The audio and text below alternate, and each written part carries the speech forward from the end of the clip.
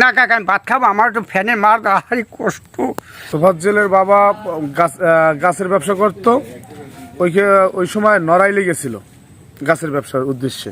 সেখানে রোড অ্যাক্সিডেন্টে ওর বাবা মারা যায়। তার কিছুদিন পরে 5 বছর পরে আর কি ওর মা লিভার ক্যান্সারজনিত কারণে মারা যায়। এরপরে ওর সম্বল ছিল ওর একমাত্র বড় ভাই এএসআই নাসির হোসেন, উনি ওই লিভার ক্যান্সারে আক্রান্ত হয়ে মারা যায়।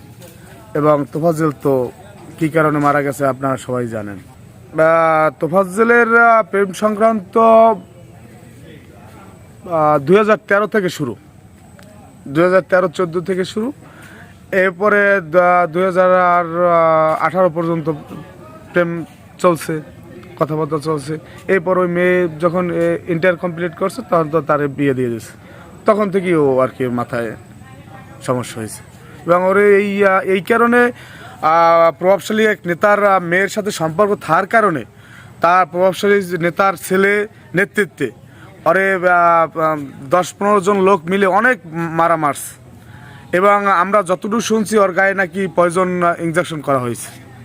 এরপরে থেকে ও মাথার সমস্যা হয়েছে। না এইটা তো চুরি বা ওর চরিত্র খারাপ এইরকম কোনো অপবাদ বা ওর নামে এইরকম কোনো দুর্নাম এই আমাদের এলাকায় নাই যে ও চুরি করছে। ওর একটা চাহিদা ছিল যে আমি খাবার খাবো রাত্রে, আমার 50টা টাকা দেন, আমার 100টা টাকা দেন। তাও তার পরিচিত রিলেটিভ যারা ছিল তাদের কাছে। আমি ওর খুব কাছের বন্ধু, আমরা ছোটোবেলা থেকে একত্রে পড়াশোনা করেছি। ধরেন আমার সাথে দেখা হয়েছে যে সুমন দাঁড়াও আমার 50টা টাকা দিয়ে যাও। তো ওর চাহিদাটাই ছিল এইরকম, আর চুরির কোনো অপবাদ নাই।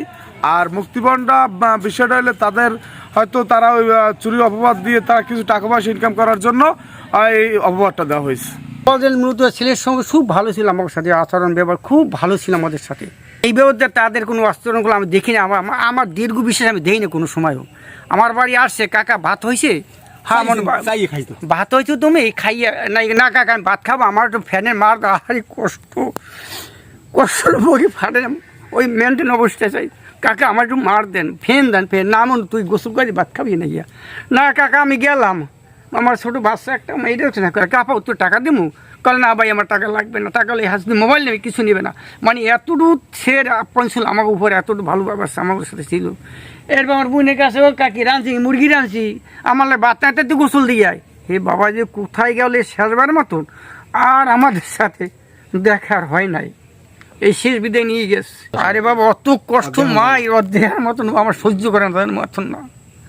আমার ওই সময় দেখছি হাতে দিয়ে বাঁধতে রড পরে বাড়ি দিয়ে দেখুন, আমি দেখতাম সহ্য করেছিলাম। শেষে আমি বাবা আমি দেখতে পারি এগুলো, আমার কাটতে দণ্ড দিয়ে ঘুরেই দেখা, সে আমি কাটতে বসি। আমরা চাইছি এইটা সূক্ষ্ম বিচার, আমার অন্তর্বর্তী সরকারের কাছে এইটা আবেদন নিয়ে আমরা একটা সূক্ষ্ম বিচার চাই আমরা, যেন দেশে এই কোনো রকমের অকারণ আর না ঘটে।